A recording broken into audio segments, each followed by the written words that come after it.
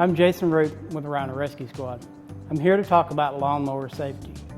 When using outdoor power equipment, always wear the proper equipment: eye protection, ear protection, long pants, and closed-toe shoes. Never store gasoline in the house. Gas puts off toxic fumes that are harmful to breathe in. Always store gas in a container that is clearly marked gas.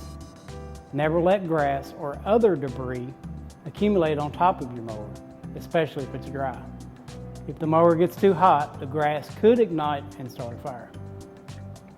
Allow the engine to cool before refueling or storing the mower. A hot engine or muffler could start a fire. Never refuel power equipment if there are any nearby sparks, flames, or burning cigarettes.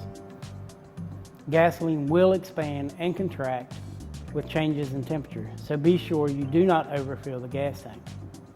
Always wipe up gas and oil spills. This has been a public service announcement from the Riner Rescue Squad and Montgomery County Emergency Services.